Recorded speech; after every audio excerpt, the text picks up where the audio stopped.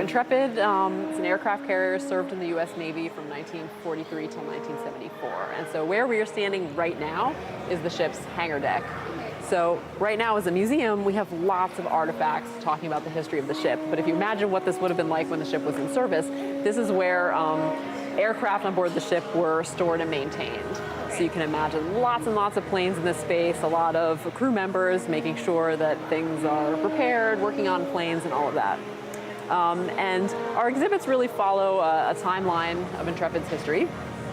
We're walking around, you can see one of the ship's propellers. Oh, wow. Intrepid can't go anywhere anymore, but Intrepid had 4 of these 15-foot propellers, which are amazing and really give a good sense of scale. This is our biggest weekend of the year. Yeah. We'll get tens of thousands of visitors, and we'll see how it is this year. But yeah, we are really the hub of activity for Fleet Week, which is always so exciting for us to welcome not only members of the military, but also visitors from New York City, visitors from around the world.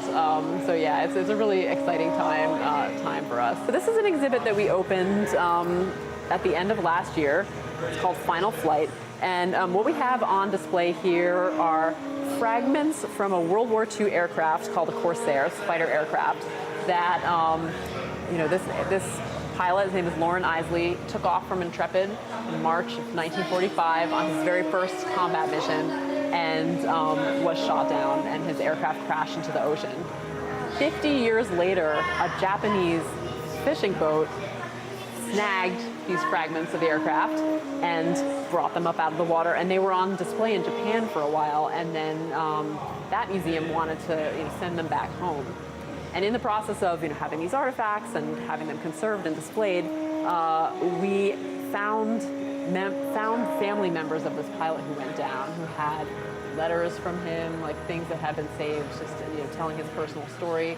So it's a really powerful artifact that connects really deeply to the human side of service on a ship. And a representation of Memorial Day. Exactly, yeah. It's so important for us to make these human connections. So we collect lots of artifacts related to the crew who served on Intrepid, and each of these really embody a story about a person who served here, and tell lots of little interesting stories about the ship. So this is a collection of patches that are from crew members who served at different times, and each one really celebrates a particular job on board the ship. So, for example, there's one from the ship's barber shop. People had to get their Navy haircuts, and so there were guys on board whose job it was to cut hair. So they have their nice shiny patch here with the comb and scissors. And various other ones which express people's pride in their job. With 3,000 people, each person had a job to do. Showing the crew experience is really important to us, and so this exhibition that we're standing in right now is called On the Mend, and it is about medical care on board Intrepid. So we want to give visitors a sense of what it was like, what it took really to take care of the crew's medical needs. We have, for example, some vintage medical equipment that visitors can touch, because we know that people like to get their hands on things. We have a tactile map outside of sickbay to give people a sense of the layout of that space. And again, various personal stories about people who worked here. The U.S. Navy aircraft carriers were involved in recovering space capsules, NASA space capsules, in the 1960s. So Intrepid recovered 2 of these capsules in 1962 and 1965. So there's this history, and then here at the museum, we became the home of the Space Shuttle Orbiter Enterprise over our heads. This is a Soviet Soyuz capsule. So this is a different kind of capsule, also sending astronauts into space and to the International Space Station. So if you look in here, That's horrifying.